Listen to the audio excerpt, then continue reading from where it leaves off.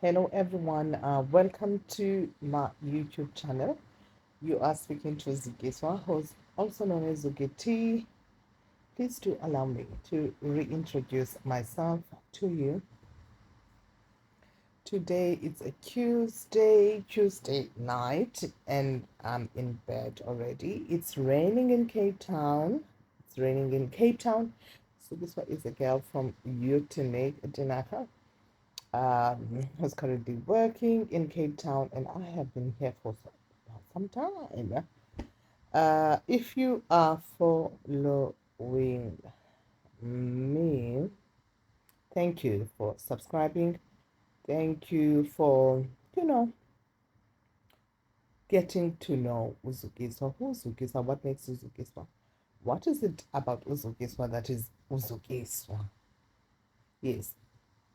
So today I'm gonna talk about something.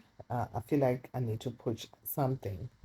Remember, guys, if you are following me, if you are going back to my videos, you will see that some of them start from where I come from, then they get to be, I get to talk, let's say, I get to talk about things that I feel like, I've went through it. I'm 41 years old, I went through it, single mother of two girls, two sweet, lovely girls. So I have been pushing this life here in Cape Town, and if you um, follow me, you will see the level of who really is me. Okay. Um, Today I want to talk about relationships, the dating life of relationship. Remember, when I talk about relationship, I don't speak about other people's relationship. I go into my world, what's happening in my world. And I feel like uh,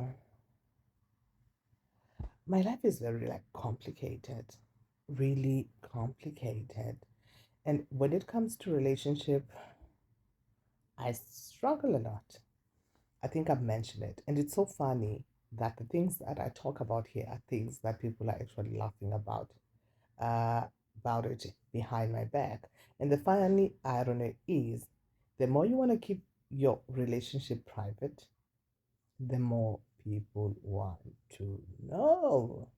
Trust me, when you try to keep your life as private as you can, it's like people want to dig in. People think they want to know. They dig in, they want to know. They dig in, they assume things, they make things up, just to satisfy their souls.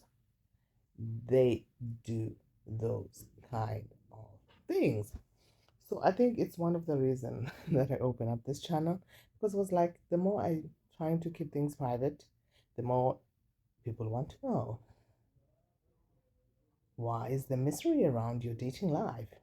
Why aren't you in a serious relationship? I mean, you are beautiful, you are gorgeous.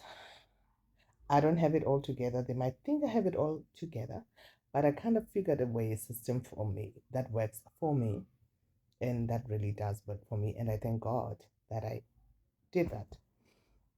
And then when it comes to relationship, then I feel like people want to know.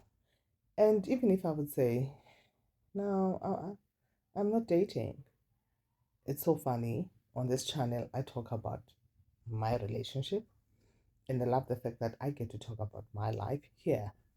And then I let everyone else assume whatever they want to assume, because people can be nosy and people can gossip.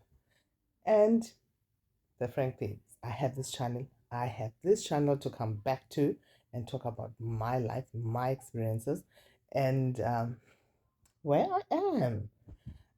So it kind of feel like it's a safe space, but remember why I'm here. So you get the exclusive, and they get to go and live with their own assumption. Um, Dating, I think I've spoken about it. I've been in terrible relationship. I wish I can go back and tell you, but you need to go back to understand who I am. Um, When I first came here to Cape Town, I didn't plan to fart and sit. No, no, no, no, no. That was not my initial plan. I've always been an independent woman in my life, as I told you, how I grew up. My father, played a good mental, I would say, my dad was never the best parent, but what he instilled in me was for me to be strong. And a lot of people will attribute, why are you so strong? So what keeps you going? Then I would go back and say, but I remember how my dad told me what was his lessons in life to be strong. So I am like that. So when I came here to Cape Town, my initial plan was to not date. I was not looking for anything like that. But I guess sometimes we are not in control of our lives. When things happen, then you meet people, and then you just go into a relationship. I don't go into a relationship, first of all, to fall in love. No, it has never been in my plan to go into a relationship to fall in love. I believe only fools rush in, but I have never been that type of person. So when I went into a relationship, I'm gonna not use their name out of respect, of respecting the individuals that were in my life, but I'm just gonna tell you my story. When I went into a relationship, I never went in to fall in love. No, I wasn't even looking for love. At that time, I just came back from a long relationship that I had, and we had plans. We had big plans, but I could see that our plans were really not, we were not moving in the same direction. Where I was mentally, he was never there. He was not there. So I thought about, okay, let me find my own path and try to find me again, searching for me. So I moved to Cape Town. It was nice for a moment. I mean, almost everyone was like, oh, who's this girl? Who's this girl? Who's this girl? Remember, I'm quite quiet and I keep to myself most of the time. I don't let anyone into my space or in my life. You are lucky to be in my presence. But I've always been that type of person, cautious of who I let into my life. And let me tell you, when I say my relationships are toxic, maybe I'm toxic, but I'm not going to go into that. I'll go into that a little bit deeper into the story as to why I would say I am very much toxic. I've always had those toxic traits. Remember, how I got them was from old relationships that I had that were really like terrible, terrible, terrible, terrible. I had a story about my dating experience with abusive, being in an abusive relationship with someone. And I think that kind of builds you into, having a wall up against you know, your life. And then, trust me, I mean, mm, this story is going to be long. I did not plan for the story to be long, but let's go. And where it stopped, it will stop. And then it means I might as well do maybe story number two. Okay, my voice is deep. I've got a deep voice. Sorry, my voice is so big. Um, Let me tell you about the story that I'm gonna tell you right now. Hmm. Met this wonderful, wonderful, wonderful, wonderful guy that I met, and he was just not what I was quite looking for a moment, because we kind of knew each other, but we never knew each other in that kind of way. Okay? We sort of met in passing, and then there was this party, Easter weekend sort of vibe, and then we were all in the same space. And then when we were in the same space, we kind of met each other and locked eyes. I don't know.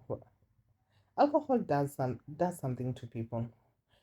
I mean, one minute a person that you might have been seeing for a while, then they get, I don't know, when they see you again when they're drunk, I don't know what's going on their brains.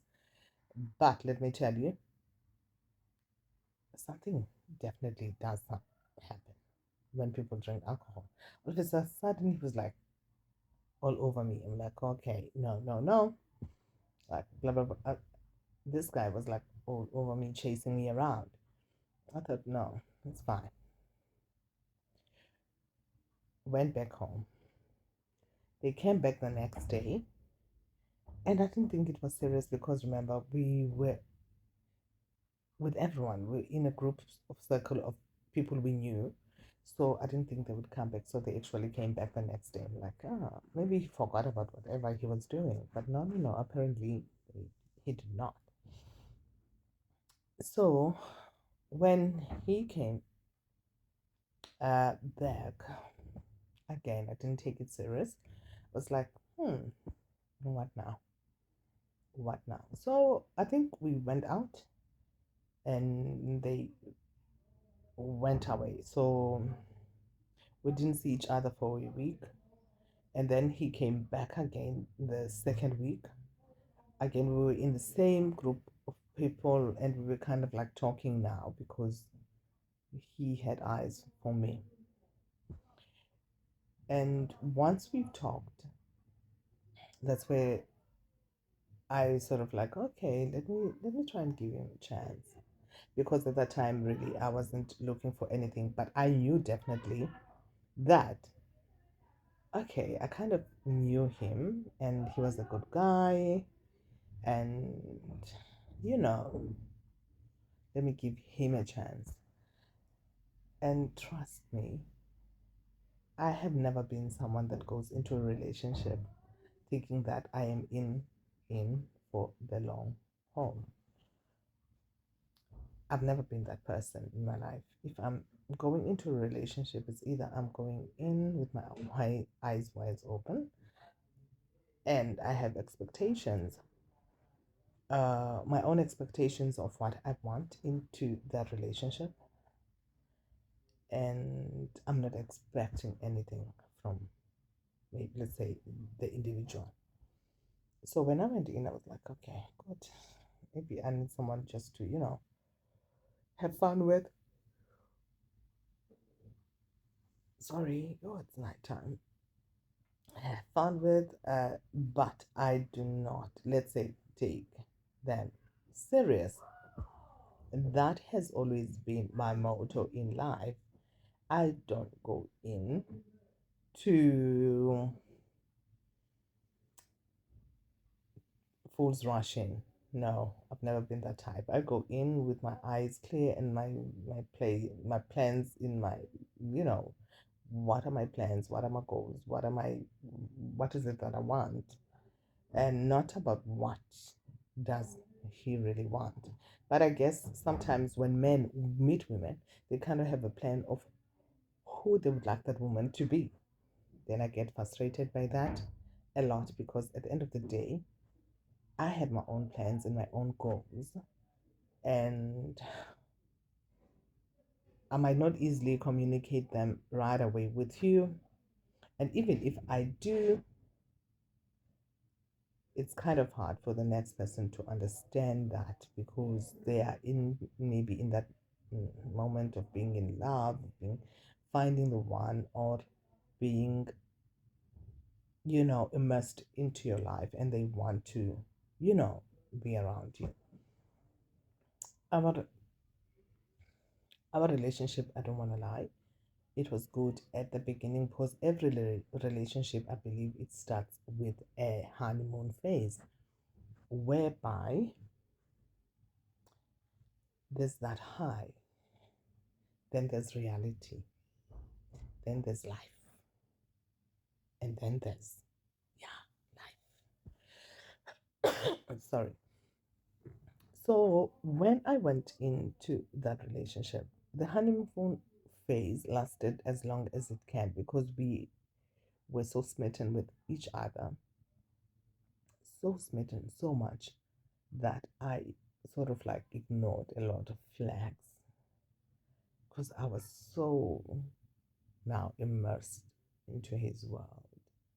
And I kind of ignored a lot of things that were warning signs in my face. And I don't know, I missed a lot of them.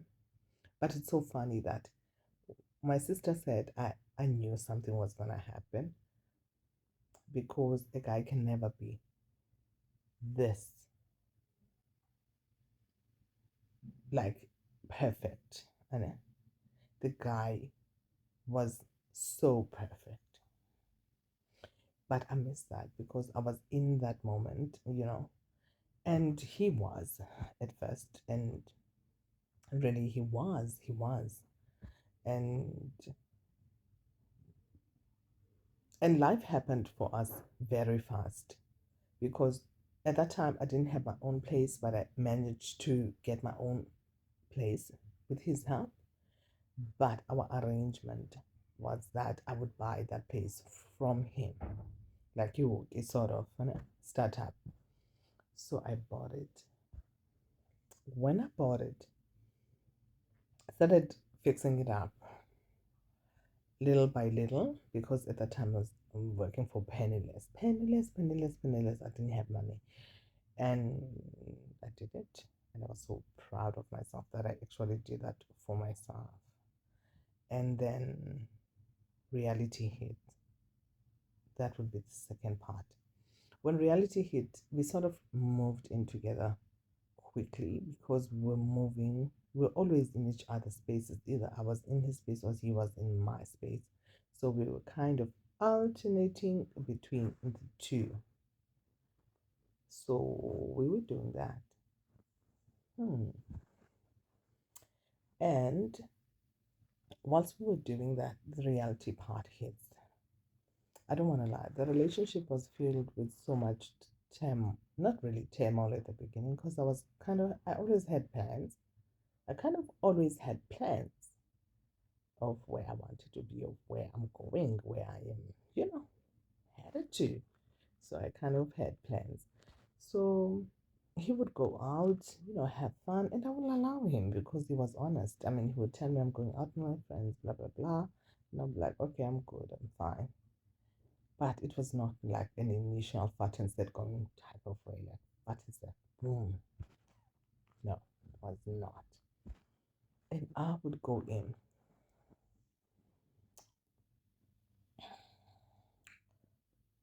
And then I knew I would never keep up with him because he had his life, and I respected that.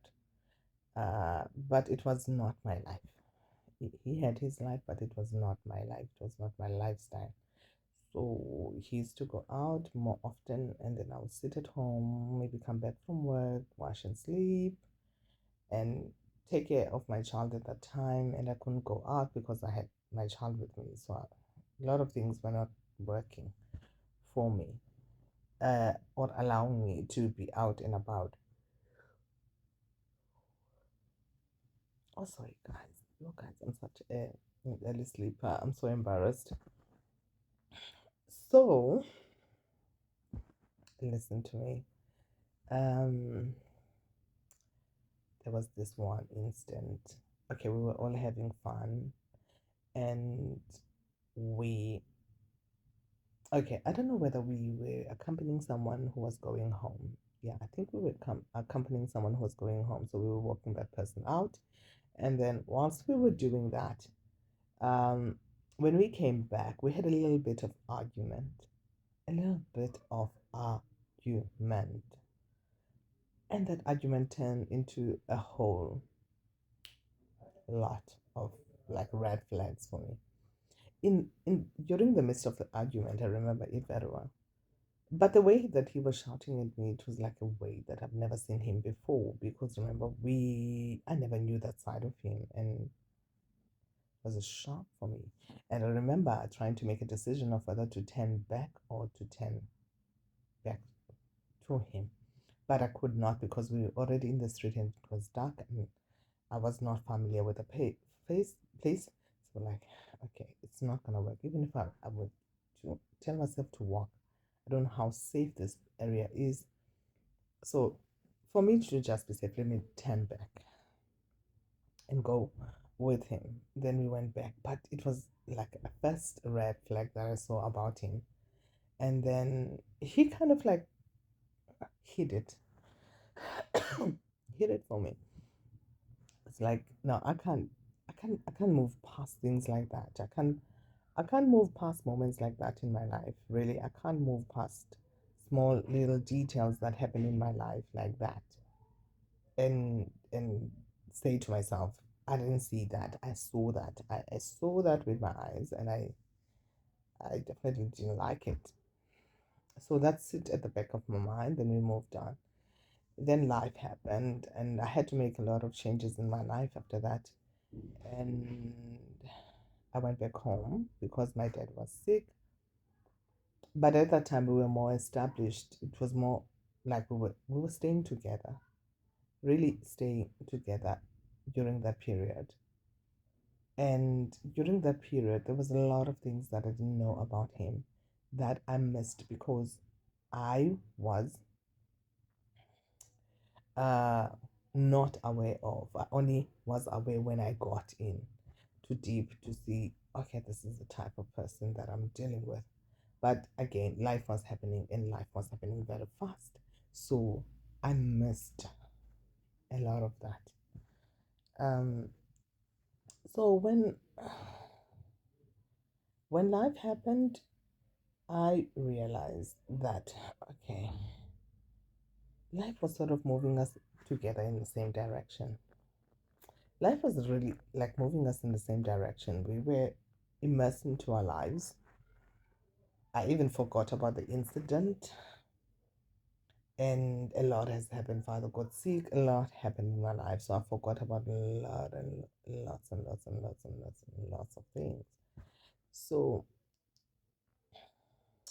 when I came back from the Eastern Cape, I was like, okay, I need to find a job as quickly as possible. So I tried to find a job, but I could not. And during that period, I got pregnant, and I was like, okay, again, here comes motherhood for me, and I'm so open to it, and I'm ready to be a mom again. And I was ready. I was ready. My body was ready. My brain was ready. I already told myself I wanted to be a mom again because my older child was a little bit older. So it was like, okay, great time for me to have a baby. Age wise, I'm good. I can have this baby. I can grow this babies. I can, plan my life ahead after this babies. That did just that. But now that's where the problem starts. If you are going to have a baby with someone, please make sure you have a baby because you want the baby for yourself, not because you're doing it to keep a man. No, don't do that to yourself. I never did that to myself. So when I had a baby, I said, boom, I wanted this baby, and come hell or come water, anything happens, I'm good. I'm gonna be good with my child because I wanted this baby. So I had my baby, and the first month we were fine. I had my baby in the Eastern Cape. They had to come back to Cape Town because he wanted to be with his uh, daughter. So I was like, okay, we moved in. Guys, remember the relationship was blooming and blooming and blooming and blooming and blooming. And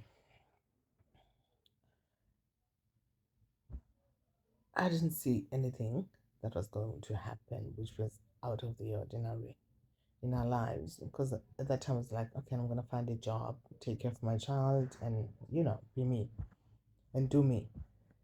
When I came back, Mr. Change totally changed because I think that's when he realized maybe that he still wanted to have fun. And I didn't know that side of him. And never questioned, I never questioned his life before mine because I didn't feel I wanted to judge him on his past. So when we had the baby, he started cheating, started going out more often, started being missing. He wanted to be a father whenever he wanted to be a father, but not when fatherhood had to happen for him. So I felt like I was all alone during that period. And we were fighting. It was getting physical, it was getting emotionally draining for me. And I knew I had to make another plan B again, make another plan. And plan B during this period was for me to get another place of my own. Remember now the one I had. What happened to it? I sold it. Yes, I sold it because I went to the Eastern Cape and I no longer had it. So I sold it. Boom, sold it. Went to the Eastern Cape and I needed the money at the time. Trust me, I needed the cash there more than ever because I was not working. So when I moved in, we were fighting, we were in this turmoil, and really, a baby does not keep any relationship. Um, that is just an honest truth. A baby does not keep a relationship. So I had to learn the hard way, and I was good with that. I had to find a job, and I quickly turned my life and found myself a job. Remember now, I found myself a job, and I was fine. I was really so fine. So I thought I was so fine. Remember, I just had a baby. I didn't know anything about postpartum. I was so depressed. But when I'm depressed, I'm not someone that usually shows a depression because that's the time I normally take care of myself. When I walk, I would never look like my problems. I was that type of girl. I was looking fine, but I was eating a lot because when I'm stressed, I I overindulge in food, I overeat. When I did that, I I realized that um, yeah, I had to make some changes in my life, and I needed to drastically make those changes to avoid a situation whereby this could be a life and death type of situation for us because I knew the toxic relationship that we were in. If I were to leave him, he would follow me. If I were to leave him, he would follow me. And she will come and make up the stories that, no, I want to be with you guys. I'm sorry, I can't live without you. And he'll cry, you know, fake cry, fake crying. Trust me. Cry and say, he's sorry, beg me. I will take him back, but only to realize this is an endless cycle for us. And this was just not happening. And nothing was coming right of our relationship. Nothing was working. Everything felt like we were pushing against the odds. And I hated that feeling of feeling that I was pushing against the odds. And also struggling to find my identity because I was basically now in his shadow. And when you date someone for quite some years, wherever you go, people will always tell you, no, you are Lorna's partner. You're kind of being labeled. You are that person's partner. You are blah, blah, blah. You belong to. I didn't like that. I didn't like that at all. And I felt like it was becoming my life and my identity because now everywhere I go, I'll be told, where's he? Where? You know, where? Because we were known as that couple. Um, Toxic relationships do follow me. And how I got away on that, I'm not going to run the stories and make them long, guys. Please. How I got out of that relationship, it was so painful. It was so hard. It was really so hard. I want to share this part to women who are struggling to get out of any toxic relationship.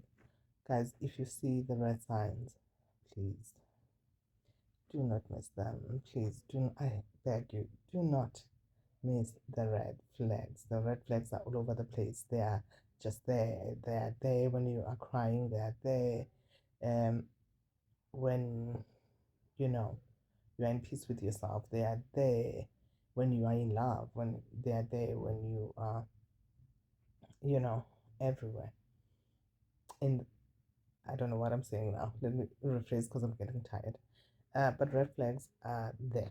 You need to identify them and try to make a getaway as fast as you can. Uh, how I got out of that relationship, um, let me think, because it's quite a long journey. It was quite a long journey for me to get out of it. Remember, I said I was moving from place to place and he would follow. I will move to another one, he will follow. Made promises and made promises that he will change and made promises that he will be a better person. But those were lies, guys. Those were just all lies because I feel like he can never be satisfied with any woman. He can never be satisfied with anything that I was doing in his life. And I kind of felt like now I was trying to please him. Uh, and then I kind of lost myself into his world. And those were the biggest mistakes I think I did on my part. Trying to be Barbara the Builder. Barbara the Builder. I will never be Barbara the Builder again. I was once Barbara the Builder who was trying to build something that was broken already that could never be fixed. And I was just trapped into that world. Um, how I got away, my getaway exit on that part. Am I unlucky enough? Maybe I am. But I feel like all of these relationships were just signs that I shouldn't have been there in the first place. But then again, I have to work my journey and where it takes me, the hardship, the good part, the sad part, the crying part, the winning part, me finding myself, me getting to know myself. That is the lesson behind the story. How I got away. Hmm. How I got away. At this initial moment, he went to find a job for me. Remember, you have to be connected in order for you to find work. And the more you are connected, it's easier for you to get work. So he kind of found a job for me. And when he did, oh, the narcissist in him made sure he reminded me as to why I got that job. That he didn't want to pay support for the child. But he wanted to remind me as to why I got his job. I never in my life felt so powerless. And I knew that even the job that he had got for me was just another, you know, burden that was put by him on top of my head so that I couldn't, get out of his clutches. I wanted to get out so fast and out of his clutches, but I couldn't because now he had this thing of this job dangling in on top of my head. And he reminded me every day as to why he got me this job. And number two, he didn't want to take care of our baby because he got me this job. Guys, when I say men trigger me, I don't lie. Men are, I don't know. Men really, I don't know. I'm just talking about myself. I know I've got lots of men watchers on my channel. The demographic says so. But guys, please try to be better people. Just try to be better humans being out there. This guy was reminding me every day as to why he got me this job. Two, this guy didn't want to pay child support. And this guy, whenever he couldn't get his way with me, he would not pay child support.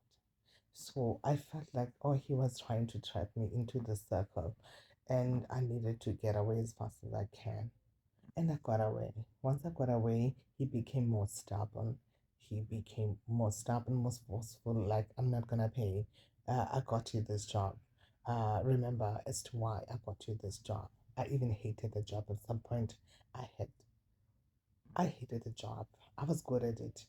I was so good at it.